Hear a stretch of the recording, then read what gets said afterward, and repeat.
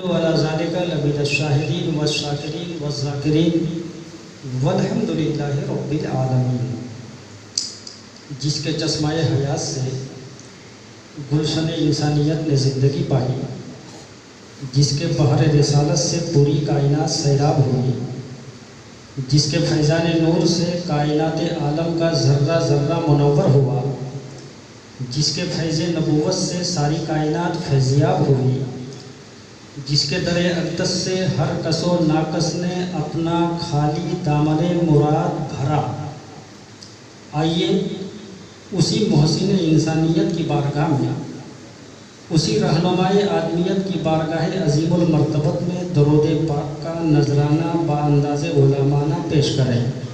پڑھیے بآواز بلند اللہم صلی علی سیدنا مولانا محمد منبع العلم والحکم صلو علیہ صلاۃ وسلام علیک یا رسول اللہ صلی اللہ تعالی علیہ وسلم۔ صاحب زبان و ادب، صاحب شعور و ادراک، صاحب فہم و فراست، جن کے جملوں سے آج بھی ادب کا وقار قائم ہے، قاری حسنین صاحب کی بلا۔ آپ خود بھی ایک بہترین خطیب ہیں، جب آپ بولتے ہیں تو شوکت انوار کے مضامین کے ماتھے سے پسینے چھوٹنے لگتے ہیں۔ یہ جو کچھ دیکھ رہے ہیں قاری حسنین صاحب کی کوششوں اور کاوشوں کا نتیجہ ہے۔ یقیناً آپ کی یہ کاوش باعث فخر اور لائق صد ستائش ہے، کیونکہ موجودہ دور علمی انحطاط کا دور ہے اور مسلم معاشرہ علمی و اخلاقی پستی کی طرف مائل ہے۔ روشن فکر کے مالک، انسانیت کے ہمدرد و انسانیت کے غمخوار و ہمدرد عالی جناب قاری اشتیاق عالم صاحب نگاہوں کے سامنے اخلاص و اخلاق کے خوبر عالی جناب قاری شہید عالم صاحب کی دینی درد و کرب کا استعارہ مولانا محمد اسلام صاحب، اور جو جہاں بیٹھے ہیں وہی مسلک اعلیٰ حضرت کے آفتاب ہیں، رات کی تاریکی میں مسلک اہل سنت کے مہتاب ہیں۔ ان محفلوں میں بیٹھنے سے سب سے بڑا فائدہ یہ ہے کہ جب آپ بیٹھتے ہیں تو نیکی کا فرشتہ نورانی بارش کرتا ہے، اور جب تک آپ بیٹھے رہتے ہیں خدائے رحمان و رحیم کی رحمت و شفقت اور مہربانی ردائے مغفرت میں گنہگار بندوں کو ڈھانپ لیتے ہیں۔ ابھی نعت و منقبت آپ حضرات سماعت فرما رہے ہیں۔ نعت کوئی ذریعہ نجات بھی ہے اور زندگی میں باوقار بھی۔ نبی کونین صلی اللہ علیہ وسلم تشریف فرما ہوتے تھے، وفا سیاروں کا مجمع ہوتا تھا، صحابہ کرام کی جھرمٹ میں بارگاہ نبوت کا عاشق صادق شاعر حضرت حسان بن ثابت رضی اللہ تعالی عنہ نعت گوئی کے لیے کھڑے ہوتے تھے اور شان ادب کے ساتھ نعت مصطفیٰ سناتے تھے۔ تو نعت سنانا حضرت حسان کی سنت اور سننا نبی کی سنت۔ نبی دو عالم واضح و تقریر فرماتے تھے، صحابہ کرام سنتے تھے، تو واضح و تقریر کہنا نبی کی سنت، سننا صحابہ کرام کی سنت۔ سنیوں تم خوش نصیب ہو کہ ایک ہی محفل میں نبی کی بھی سنت ادا کر رہے ہو، صحابہ کرام کی بھی سنت ادا کر رہے ہو اور حضرت حسان کی بھی سنت ادا کر رہے ہو۔ اس کو محبت سے لبریز اور دل کو چھو لینے والا شعر ذرا سماعت کیجئے کہ خوابوں میں انہیں آقا دیدار کراتے ہیں، خوابوں میں انہیں آقا دیدار کراتے ہیں، سرکار کی نعتیں جو دن رات سناتے ہیں۔ اور جو بھی ایسا نہیں کہ شہنشاہ ترنم میکائل صاحب ہی، کوئی جو بھی ہاتھوں میں لے کے نعتیہ دیوان گیا، جو بھی ہاتھوں میں لے کے نعتیہ دیوان گیا، حشر میں بن کے وہ حسان کا مہمان گیا۔ اور اس آغاز کے ساتھ، اس صداقت کے ساتھ تقریر کا آغاز کرنے جا رہا ہوں کہ نبیوں میں رحمت، لقب پانے والا، وہ نبیوں میں رحمت، لقب پانے والا، مراد غریبوں کا بر لانے والا، وہ اپنے پرائے کا غم کھانے والا، مصیبت میں غیروں کے کام آنے والا۔ نعت کہنا کس نے سکھایا؟ نعت پڑھنا کس نے سکھایا معلوم ہے؟ اگر معلوم نہیں ہے تو اپنے معلومات میں اضافہ کریے۔ نعت پڑھنا سب سے پہلے خدائے قہار و جبار نے سکھایا، رب العالمین نے سکھایا، ضرورت پڑے گی تو ثابت کروں گا۔ آئیے دنیائے محبت کا امام، فکر و نظر کا شہنشاہ، حقانیت کی جان، سنیت کی پہچان، فخر ہندوستان، امام احمد رضا خان فاضل بریلوی علیہ رحمت و رضوان بارگاہ نبی میں حسین انداز سے خراج پیش کرتے ہیں کہ یا رسول اللہ، سرور کہوں کہ مالکوں، سرور کہوں کہ مالکوں، مولا کہوں تجھے، باغ خلیل کا گلے زیبا کہوں تجھے، اور گلزار قدس کا گلے رنگی عطا کہوں، درمانے درد بلبل شیدا کہوں تجھے۔ اور یا رسول اللہ، تیرے تو وصف عیب تناہی سے ہیں بری، حیران ہوں میرے شاہ میں کیا کیا کہوں تجھے۔ یہ وہ عالم بول رہے ہیں کہ 400 سال پیچھے تک ہمیں ایسے عالم نظر نہیں۔ کچھ لوگ میرے اعلیٰ حضرت کو نہیں سمجھ پاتے، کہتے ہیں کہ وہ تو پٹھان تھے، ہمارے جہاں وہ پٹھان تھے وہیں آپ علم کے ایک چٹان بھی تھے۔ اعلیٰ حضرت کے علمی فضل و کمال کا سورج افق عالم پر روشن تھا۔ اتنے بڑے عالم، صرف عالم ہی نہیں تھے، اعلیٰ حضرت مفتی بھی تھے، مصنف بھی تھے، محقق بھی تھے، مدقق بھی تھے، مصنف بھی تھے، پروفیسر بھی تھے، حکیم بھی تھے، محقق بھی تھے۔ بڑے محقق تحقیق کریے، اعلیٰ حضرت لکھتے ہیں کہ جس انڈیا میں ہم لوگ رہتے ہیں، یہ ہمارا وطن جو کہ مختلف مذاہب اور لاتعداد ثقافتوں کا پرامن خطہ ہے، اس انڈیا میں جب سورج نکلتا ہے تو ٹمپریچر 66 ڈگری ہوتا ہے، اور جب 66 یہ اللہ کے نام کا عدد ہے، اور جب سورج ڈوبتا ہے تو ٹمپریچر 92 ڈگری ہوتا ہے۔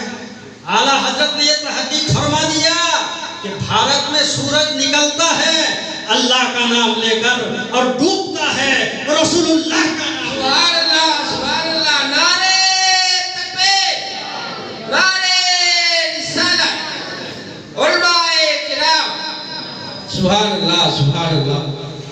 لوگ سمجھ نہیں پا رہے، کہہ رہے سب مولانا حضرت، مولانا احمد رضا خان اعلیٰ حضرت کیوں؟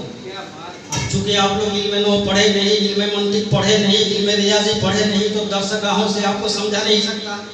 اس لیے اتنا تو سمجھ لو کہ اعلیٰ حضرت اعلیٰ ہے اپنے تجدیدی کارنامے کی بنیاد پر، اعلیٰ حضرت اعلیٰ ہے فقہ اور کلام کے الجھے ہوئے مارکت الآراء مسائل کو سلجھانے کی بنیاد پر، اعلیٰ حضرت اعلیٰ ہے دین کے نام پر بے دین بنانے والی تحریک کو بے نقاب کرنے کی بنیاد پر۔ اتنے بڑے عالم، کسی میدان میں کوئی جواب نہیں۔ نعت گوئی کے میدان میں دیکھ لیجیے، انفرادی حیثیت رکھتے ہیں۔ امراء القیس بہت بڑے شاعر کا نام، متنبی بہت بڑے شاعر کا نام، طرفہ بہت بڑے شاعر کا نام، نابغہ بہت بڑے شاعر کا نام، غالب بہت بڑے شاعر کا نام، اقبال بہت بڑے شاعر کا نام، حضرت امیر خسرو بہت بڑے شاعر کا نام، مگر تمام شعراء کے کلام کو ایک پلے میں رکھو اور امام احمد رضا خان فاضل بریلوی کی نظم مصطفیٰ جان رحمت پہ لاکھوں سلام کا ایک مصرع ایک پلے میں رکھو۔ محمد حسین دیناجپوری کا دعویٰ یہ ہے کہ تمام شعراء کے کلام مغلوب ہو جائیں گے، مگر اعلیٰ حضرت کی نظم مصطفیٰ جان رحمت پہ لاکھوں سلام کا ایک مصرع سب سے بھاری نظر آئے گا۔ یہ بھی اسی جرس کی ہے آواز، اور میرے اپنے مصطفیٰ تیرا قلم دشمنان مصطفیٰ کے واسطے شمشیر۔ فتاوی کے میدان میں دیکھ لیجئے، کوئی جواب نہیں۔ آپ کے فتاوی کی مقبولیت کا یہ عالم کہ اپنے تو اپنے اغیار بھی فائدہ حاصل کر رہے ہیں۔ آپ کے فتاوی کی ہماگیری و جامعیت پر اس سے بڑھ کر دلیل کیا ہوگی کہ وہ پانی جس سے وضو کا جواز ثابت ہے اس کی آپ نے 160 قسم، اور وہ پانی جس سے وضو کا عدم جواز ثابت ہے اس کی آپ نے 146 قسم کی تفصیل بیان فرمائی۔ یہ اعلیٰ حضرت کے علم و فضل کا کمال ہے۔ اسی طرح جن چیزوں سے تیمم جائز ہے اس کی آپ نے 181 قسم واضح فرمائی۔ اسی لیے تو سنی بے باکی کے ساتھ بولتے ہیں، نظر کے سامنے یوں تو گزرے ہیں بہت فتوے، فتویٰ رضویہ جیسا حوالہ ہو نہیں سکتا۔ حضرات، تو جس آیت کریمہ کو میں نے اپنی تقریر کا عنوان و افتتاح اور موضوع سخن بنایا ہے اس کا ترجمہ سن لیجئے۔ رب کا اعلان سنو سارا مسلمان، ان اللہ اشتری من المؤمنین، بے شک انا حرف مشبہ بالفعل ہے، جو نومین پڑھے ہیں وہ جانتے ہیں، انا انا کانا یہ سب حروف مشبہ بالفعل ہے۔ اس کا عمل یہ ہے کہ آپ نے اسم کو نصب کرتا ہے اور خبر کو رفع کرتا ہے، آپ نہیں سمجھیں گے تو رب فرماتا ہے ان اللہ، بے شک اللہ نے خریدا، کیا خریدا؟ کن سے خریدا؟ بالمومنین، مومنین سے۔ کیا خریدا؟ انفسہم، مومنین کی جانوں کو خریدا، واموالہم، اور ان کے مالوں کو خریدا۔ ایک بات بتاؤ، یہ رومال کا مالک میں ہوں، جہاں چاہوں گا وہیں استعمال کروں گا، مگر اگر اس رومال کو قاری اشتیاق صاحب خرید لیں تو اب یہ جہاں چاہے گا وہیں استعمال ہوگا، اس کے مرضی کے خلاف استعمال نہیں کر سکتے۔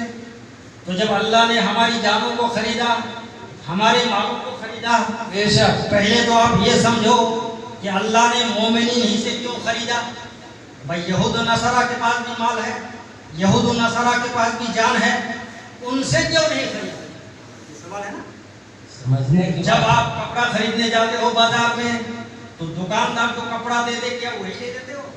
نہیں نا، جو آپ پسند کرتے ہو اسی کو نہ لیتے ہو۔ تو اللہ نے مومنین سے جان اس لیے خریدا کہ مومنین کی جانوں کو اللہ کو پسند ہے، مومنین کے مالوں کو اللہ کو پسند ہے، اس لیے اللہ نے مومنوں ہی سے خریدا، یہود و نصارہ سے نہیں خریدا۔ اور جب اللہ نے خریدا تو ہماری جان کا مالک اللہ، ہمارے مال کا مالک اللہ، تو اس مال کو وہی خرچ کرو گے جہاں رب کی رضا شامل ہے، اس مال کو وہی خرچ کرو گے جہاں پر رب کی مرضی شامل ہوگی۔ اب ہم سنت ادا کرنے چلتے ہیں، جیسے بچوں کی شادی کراتے ہیں، نبی نے فرمایا کہ نکاح میری سنت ہے، تو سنت ادا کرنے چلتے ہیں، مگر ایک سنت کے پیچھے کتنے بدعات و منکرات کو ہم دعوت دے رہے ہیں۔ سب سے پہلے تو ہم کارڈ چھپاتے ہیں۔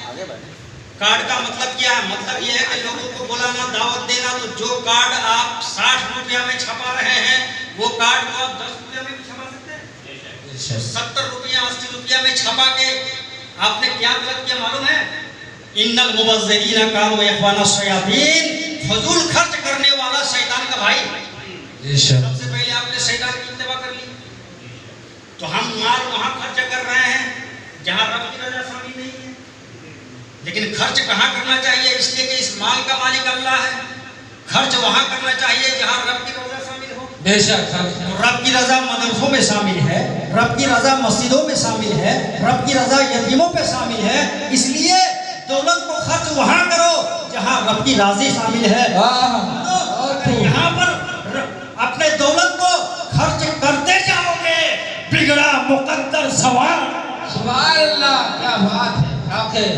اور جان کو بھی وہاں خرچ کرو جہاں رب کی رضا شامل ہو، اس لیے کہ جان کا مالک اللہ ہے، آپ نہیں ہے، اللہ نے آپ سے خریدا ہے۔ بِأَنَّهُمُ الْجَنَّةُ، جنت کے بدلے خریدا۔ اب کوئی گھر میں جھگڑا ہوا، لڑائی ہوئی، تو جا کے ٹرین میں کٹ کے جان دے دیتا ہے، تو آپ کیا کہتے ہو؟ اچھی موت مرا؟ یہی نہ کہتے ہو کہ حرام موت مرا۔ کیوں حرام موت مرا؟ اس لیے کہ جان کو اللہ نے خریدا، تو جان کو تو دینا ہی ہے وہاں تو جہاں رب کی رضا شامل ہو، رب کی مرضی شامل ہو۔